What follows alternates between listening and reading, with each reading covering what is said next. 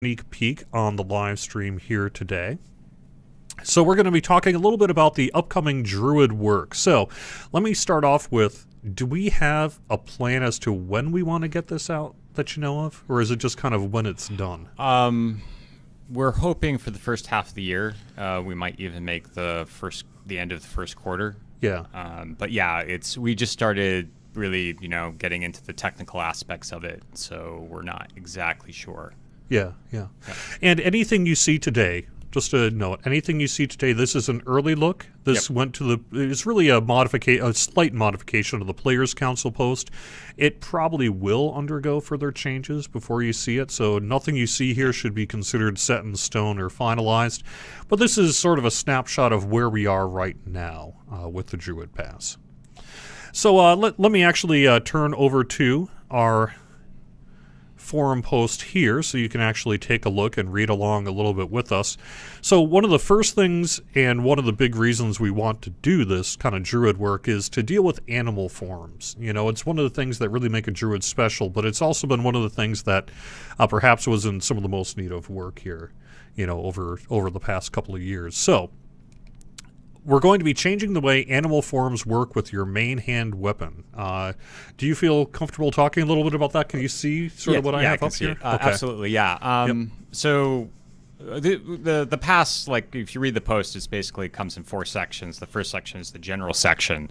Probably the most important thing in the general section is we're going to change how weapon damage is done by a druid in animal form.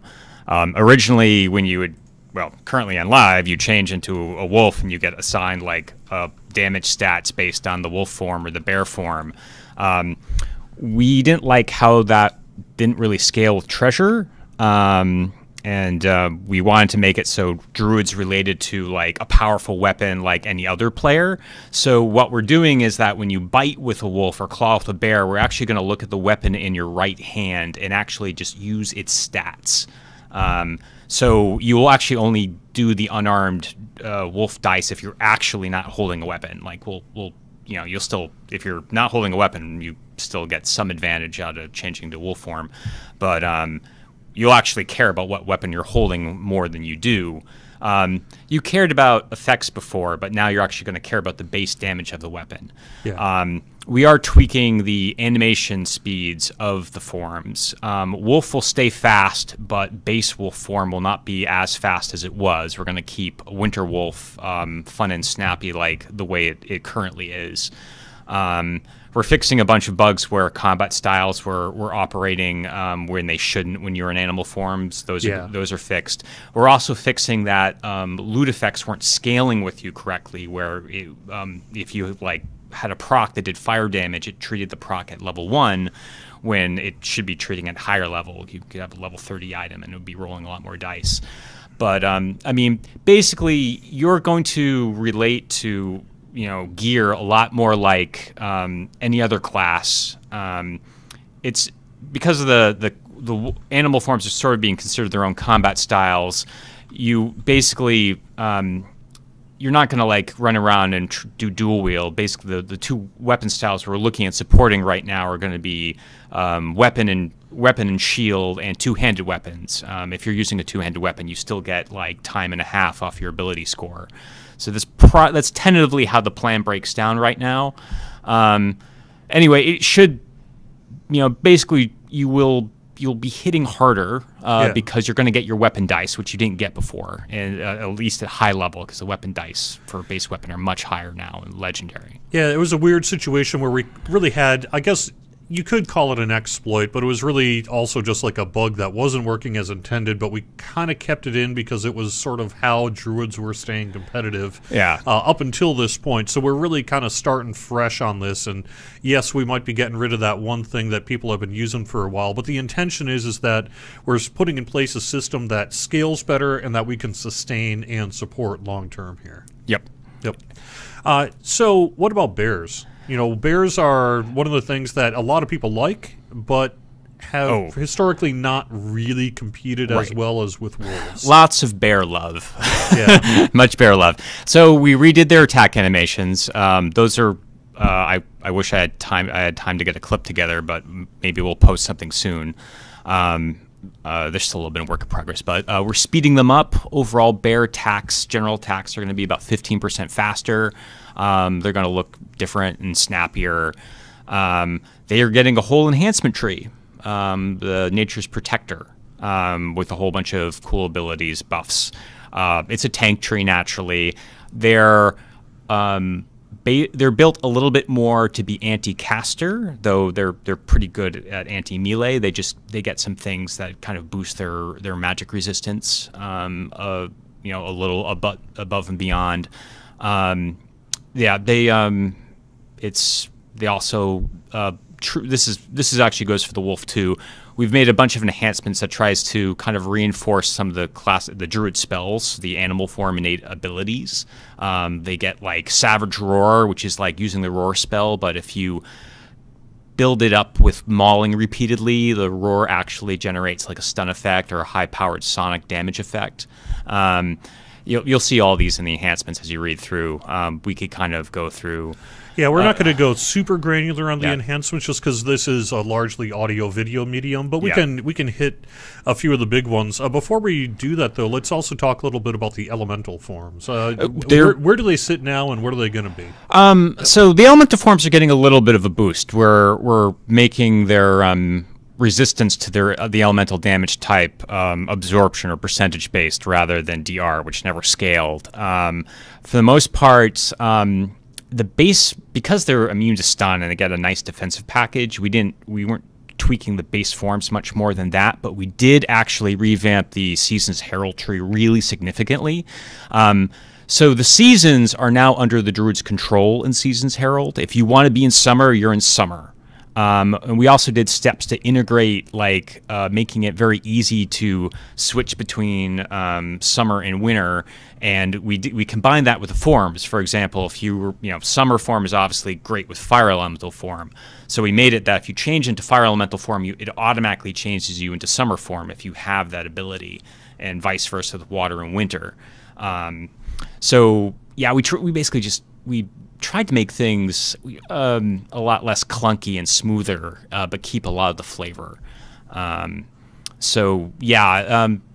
They got some extra SLAs, not a lot, but enough.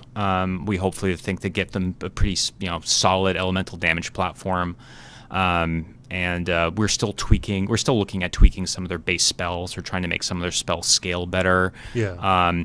Some of their SLA cooldowns had a long cooldown. Even for SLAs, were a little on the long side. They got Summer Season now actually will apply its focus to force damage, because one of the SLAs we gave it was Salt Ray to try to round out the balance between winter and summer in terms of the SLA balance. Some of these specifics on the spell changes here might and probably will get a little bit of tweaking, but in general we're making reincarnate the spell sort of worth using, I guess you could say. Sure. Also, dealing with some Call Lightning Storm, I know is a pretty popular spell already, but we're doing a few things there, right? Yeah, I mean, some of the Druid spells just didn't really scale with max caster level, which was odd because Seasons Herald gets a decent chunk of max caster level, and you can pick it up from other sources. So we just wanted to make sure the spells would scale into Legendary better. So a lot like Storm of Vengeance and Call Lightning they're getting scaling. So yes, they're getting more crackle. All right, it looks like our chat room is our Twitch chat in particular is one of the biggest places where you're going to hear the chant for bear ties, and it looks like that is a bit of a stretch goal for us to have wolf and bear form appearances. Yeah, and I mean we'll get to it. We might get all the statistical stuff, like the pass might come out, and you might be getting all these new abilities before we get a lot of animal form cosmetics. We're not sure if that part will line up with the mechanical part of the pass, but we're gonna get them out as soon as we can. Yeah, we know. We know. Yeah. Also, removing the pets damaging the druids and artificers on death. That's really just because why not? At the bottom of the general section, there's a note that we didn't do as much with pets as we wanted to. We're planning a separate pass which will touch both wolf pets for druids and artificer pets that will mostly be driven through their enhancements. But we did, we're eyeballing them to try to make them a bit more relevant. The enhancement trees had a smattering of pro pet abilities that try to bring them up to speed, and we pulled the penalty for them dying just to try to take out some of the static for using them. We know that their AI is problematic, and DDO is a fast-paced dynamic game where if you're in the wrong place at the wrong time, you die horribly. So having your pet kick off in a trap and lose 10% of your health just we didn't really think it was good. Yeah. So that's getting the penalty is getting pulled, and we have to rework an artificer enhancement that was already neutralizing it. But we'll release details on that soon. Right. I mean that's really the second half of all this druid work is a later thing that we'll be doing with really pets in general, artificers and druids, but is not a part of this pass, and that'll so that will not happen the first half of the year. The pets will be a separate deliverable. We're not sure when it'll be happening. That's going to be a lot of work. It's going to be tricky, I think. But it'll be work. All right. Like I said, I don't really want to go enhancement by enhancement, really just for time purposes. You need to hit the road to beat the snowstorm and all that sort of thing. But can we talk a little bit in general terms what some of the more significant changes are to these enhancement trees? Like, let's take a look at Nature's Warrior. Okay. Can you point out maybe a few of the larger changes that you can think of that are in there? Okay, so we put some synergies in with White Wolf form and casting. Their cold breath. One of the abilities I think is kind of cool is it's like core 5, I think, is if you use the Howl of Terror spell, you get something called Winter's Hunt, which Winter's Hut, yeah. Anyway, it gives you a big bonus to spell crit on your cold spells, and also gives you double strike for a short time. And that's like you can go into a bunch of foes and like fire off a howl and hopefully freeze them with terror, and then freeze them for real with a lot of cold damage by breathing on them, and then beat on them. That's like one example. We also played a little bit with Wolf on stealth. We gave them a from stealth attack, which is sort of like a sister ability to assassinate called Throat Rip. This actually doesn't kill the target, but applies a silence, which prevents spell casting, and lowers the spell power even on bosses, and applies a bleed. There's a lot of numerical boosts that just make them a bit more competitive. There's a lot of stuff. They get baiting bite should be a lot more effective now, since it'll actually use your spot check instead of your bluff check. So that's actually wisdom based. A lot of things. It's pretty much. I mean, Nature's Warrior. It kept a few things, but it's a lot. There's just a lot of new abilities in there. Yeah, and people will be able to take a look at that more granularly later. So, Nature's Protector, new bear tree. Yeah, you barely got it in. No, it's unbearable. Okay, more bear puns. I would have to say the titles and the enhancements. Like, we could have been worse on the bear puns, but there are a few there that are like, okay. Okay, so bears are they're about going in and mauling things up and channeling up to deliver like some pretty epic AoE attacks that like can cost CC. I think probably bear visually, like, it's going to really be about Savage Roar, which is a tier 4 ability, and Lightning Strikes the Mountain, which is a tier 5 ability. The other thing about bear is we tried to make them, this also applies to wolves too, is that we tried to make them synergize with rage. We gave them a rage ability, which is like barbarian rage, and they actually a lot of the enhancements you can take in the barbarian trees will actually work on this rage, and vice versa. So we're actively encouraging barbarian multi-class hybriding with druids at this point. So they, kind of the left side of the tree is a lot of rage stuff. They get like Undying Rage, which like makes them immune to energy drain and stuff, and they get like a big boost if they're raging at the top. That gives him armor percentage bonus, which is very powerful and a good double strike bonus. Back on the sort of the activates, your Maul ability, which is kind of like a base, a weapon attack ability out of their spell book. We add something called Killer Instincts, which if you build up stacks of that, and then you hit the Roar spell, which just normally only just gives you an aggro boost. But if you roar with Killer Instincts with the right enhancements in the tree, you fire off a big shout attack, which will do sonic damage. Depending on the amount of Killer Instincts you have stacked on you, it'll do more sonic damage, and it stuns. And then there's Lightning Strike the Mountain, which is a bolt of lightning strikes the bear and does lightning damage to everyone around them, but it gives the bear a really big magic resistance boost, for situational use. So we think those are thematically, at least, are going to be very visually pleasing, and we can kind of tune what they do in game based on feedback, but we think we're off to a good start there. And then finally, Season's Herald. This is really the elemental form tree, if I recall correctly. Yes. Yeah. So Season's Herald, it's going to support elemental forms very well. In fact, there's a top enhancement that if you switch to elemental form, not only you only go to the right season, but there's the Noonday Sun buff or the Icy Winter Mantle buff will actually automatically apply to you at a discounted spell point rate. So it's sort of like a baked-in SLA that auto casts for you when you shift forms. So we're trying to make it really easy for the Druid to go back and forth between fire and water if they want to.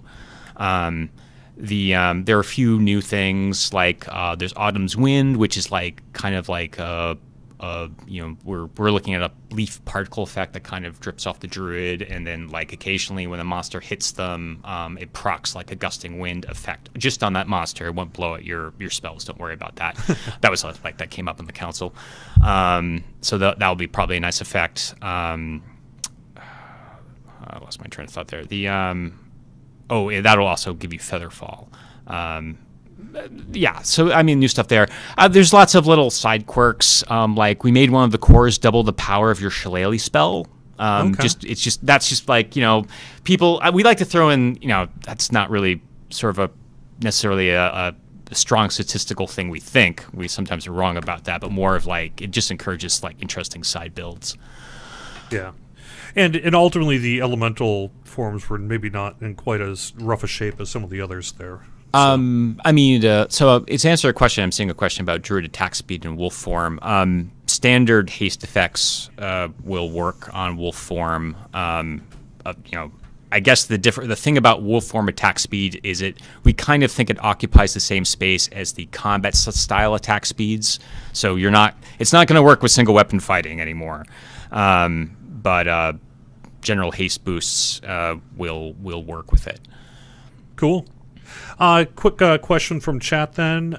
Shouldn't the bear enhancements give Constitution instead of Wisdom? I guess what's the thinking on having a Wisdom bonus there for that bear tree? I think that should be a Wisdom Strength selector, and there are still abilities that use Wisdom to drive their DCs. But yeah, it's been brought up. We maybe switch to Constitution. This is a working plan. We expect to do at least another couple revs of iteration, and sometimes we kind of ignore things which are really easy to change just because we end up focusing on complicated things that would actually involve a lot of rework. So that becoming Constitution could happen any minute now. So we'll keep an eye on that.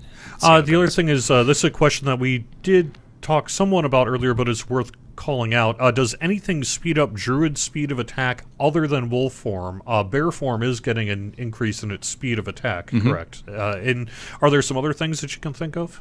If you cast haste on yourself, or you pick up the haste enhancement item, or take that feat, what it does not stack with is that